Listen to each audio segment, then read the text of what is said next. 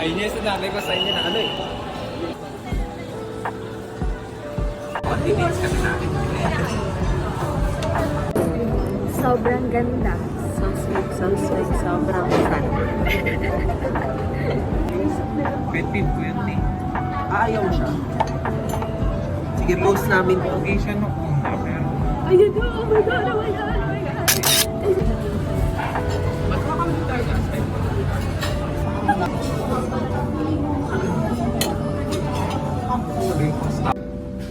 Decathlon run.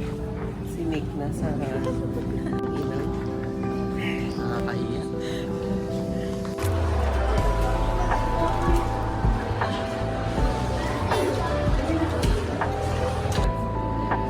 Friend ba?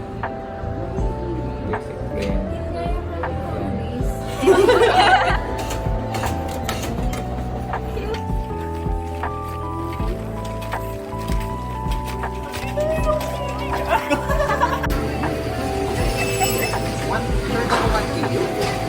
Oo.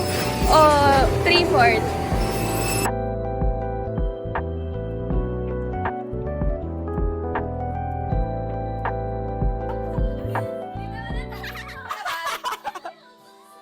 Ayun. Hi guys! So this is our Third friendless tradition. look Ano? forward ma'am. Saan? So next year. So what's our plans? Annie, like I wanted to spend more time with you guys. Oh. Yes. Oh. Oo nga eh. Wait lang. And we're back. And we're back. Ayan. So, Kuha yeah. kami ng mic stand kasi ang nilook forward ko for next year, work opportunity, license. Gusto ko na maging legit na architect. Yun lang naman. Ako, nilook forward ko is more growth sa career, ganyan. Hopefully, may steps na for international things kasi ayoko na here. Pero yeah, tsaka looking forward din to spend more time with you guys. Tsaka love life din. And nilook forward ko for next year is more money. Ang honest! Sino ba? Oh my God, and more opportunities. Like, gusto ko build ng connections or like, community. Hindi, tsaka sana makapag-travel, more travels, more concerts for us. Na, yeah, international. Then next natin, mag-open tayo ng gifts. Exchange gift. Exchange gift. Yeah. SM baka naman. Hi. Again, this year is another tough year, and you have survived. Always remember that you got us as your friend group. So yan. Andre, Merry Christmas. Ako naman, yung nabunot ko is someone na actually puro kalokohan lang to. So, ayun, yung nabunot ko is si Kayla. So, ayun. Para to sa tawag dito, na pagkakamalan kong jowa nung high school. Ng nanay ko. Happy ako na nakapag-spend ng time with this person. Dahil ever since high school, di naman nagbago yung treatment namin sa isa't isa. This is for Mary. So, isa na bunot ko is, of course, my co-cancer bestie. Super happy na I have him in my life. Okay, unboxing. Okay, Unboxing na. unboxing. Sure. Yes, I can.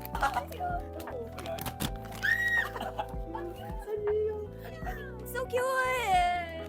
Natapad naman. Binili ko kagad yan kasi akala ko limited time siya. Oh my God, that's so cute! I don't know how to act like... Edit ko sa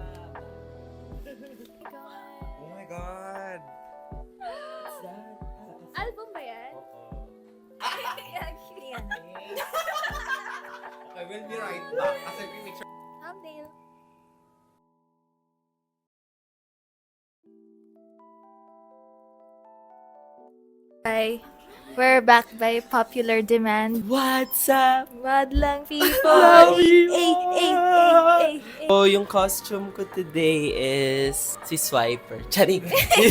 Si Nick from Zootopia kasi hindi ako nakabili ng ng necktie. So, ang costume ko today ay sa Princess Diaries. Or pwede rin si kilala niyo si Pagod. So, ang sa akin is Lara Jones. Sino yun? So, Lara Croft. Lara na naka-curtain bangs. Lara Korean So, version. ngayon na kayo nakita ng Lara na may bangs. na And naka-drunk blush. naka-drunk blush. So, I'm dressed as the 1996 Baz Luhrmann classic, which is Romeo plus Juliet. I'm dressed as Leonardo's interpretation of Romeo. However, wala akong armor and who give a shit about that. Pero, ayan.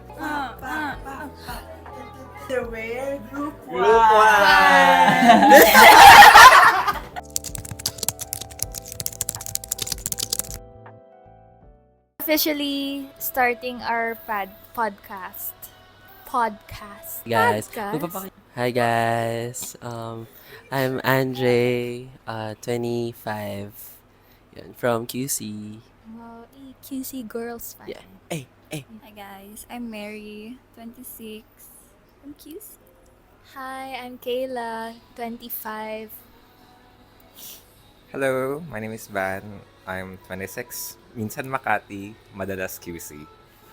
So, today, we're gonna read some of the questions from Comfort Cards. We ordered this on TikTok. So, kuha kami. Kuha Click kayo. the yellow basket. Tag-iisa. Andre. Ako muna. Okay. Ano ang pinakamasakit na sinabi sa'yo from someone you love? Grabe. Starting off strong. Oh my gosh. Actually, for me, there's nothing na parang sinasabi sa'yo ng someone na masakit compared sa yung wala talagang sinasabi at all. Parang that's more painful for me na parang wala talaga, like walang signs, walang anything, tapos parang wala talagang sinabi, tapos bigla na lang mawawala, or tapos pag mawawala, tapos babalik, tapos dun pa i-end, ganun. I mean, in general, not only sa, parang, kasi nakalagay dito, someone you love, so either from family. Kasi parang, feeling ko kasi hanggat may sinasabi yung other people sa'yo, may paki pa sila sa'yo. So, parang mas masakit na pag wala na silang sinabi sa'yo. So, it means wala na silang paki sa'yo. So, ayun. So, yung advice sa back ng card is, ang mga salita ay nagiiwan ng sugat, pero tandaan mo, you're capable of feeling. Oh.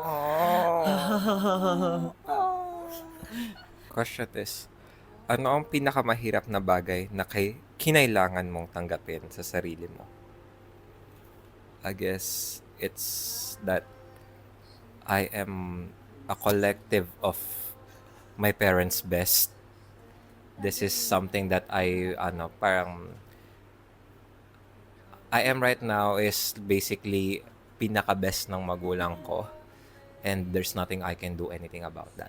The way my upbringing is their efforts at their best, although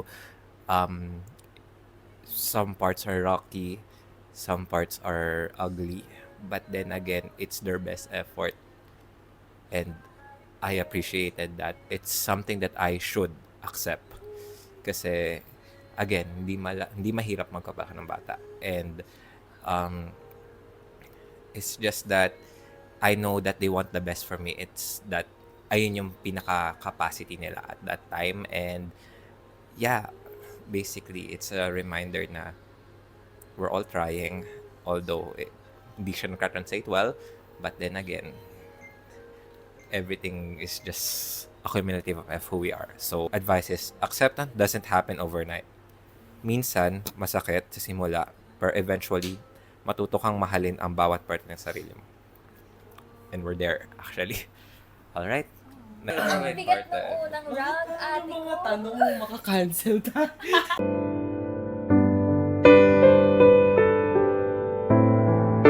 Pero go. Ano ang pinakamasakit na bagay na na-realize mo tungkol sa friendship? Diyan, ito ang score mo. Ito ang score mo.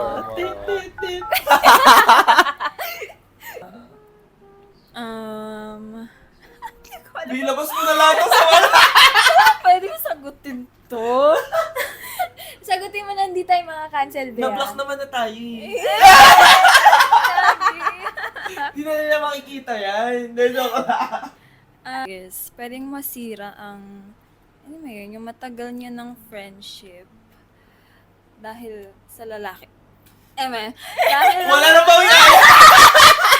hindi ko ikakat yun. Oh, ganun talaga. Life goes on and ayun lang. Ayun ko na siyang pahabain pa. Advice na, advice Alam niyo na na. yun. Okay, ang advice is maintaining a friendship takes effort, but it's the little acts of kindness and communication that keep the bond strong. Tama. Exactly. Yun nga. Kaso, the problem was... Hindi kasi nag-effort yung other. The problem was, walang communication na naganap. Bigla na lang, surprise! Ganon. Surprise! Cut off ka na. Ganon. Evicted ka na. Ganun. Oo, yan ang problem. Evicted ka na sa our mansion house. Si Hiraya po ito. I said thank you, love. Everybody now! Showing me what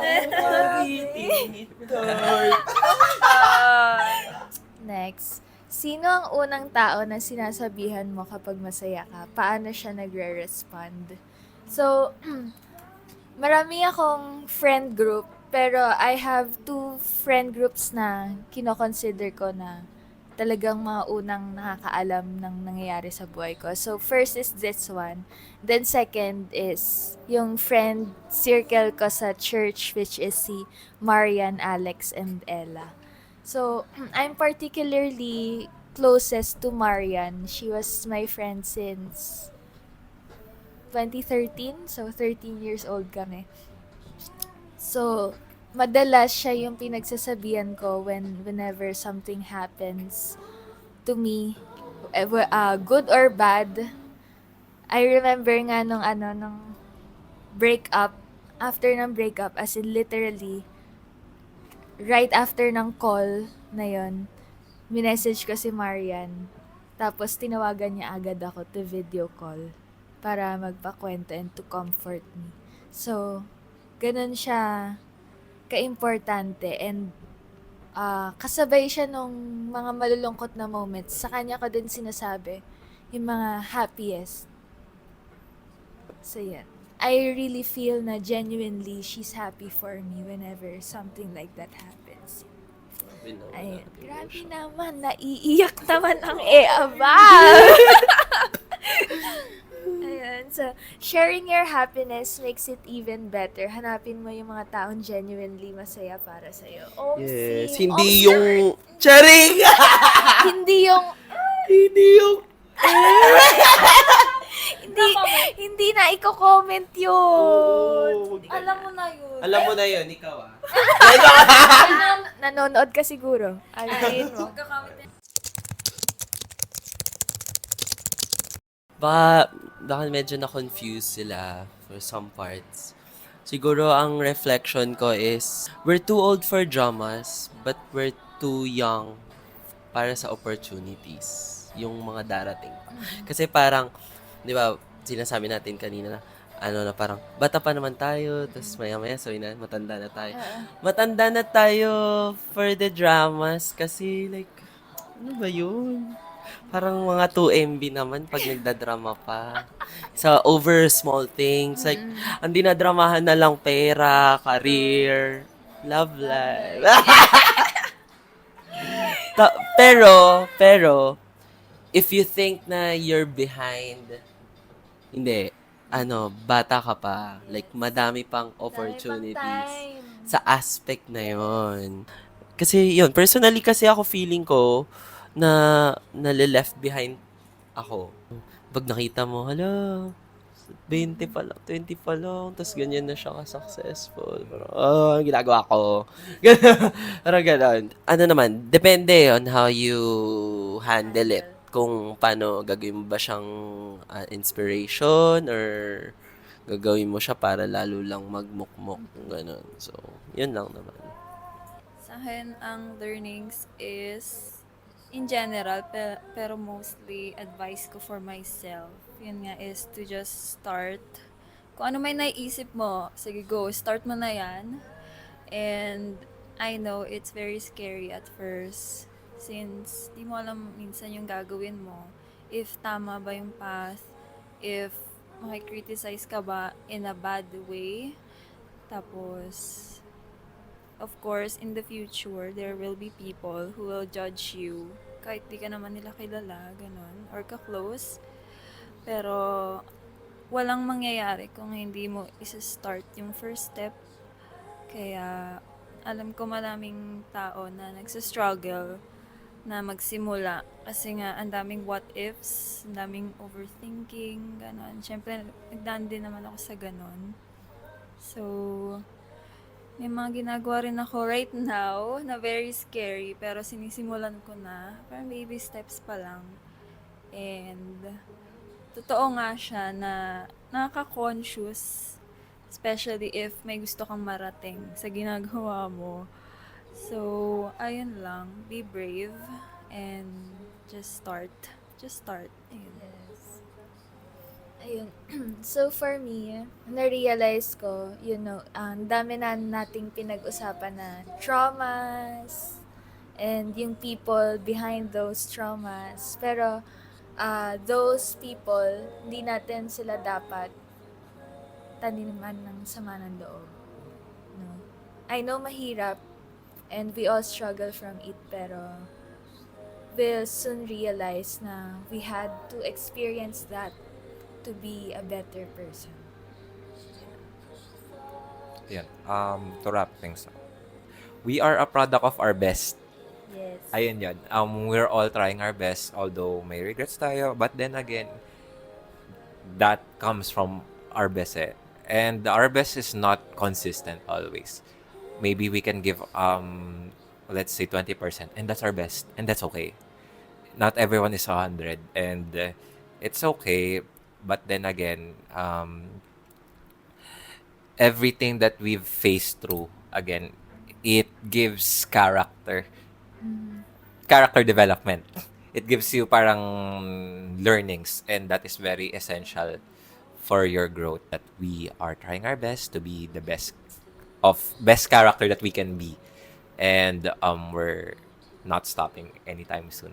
So ayan. Good night. So this is it. Good night.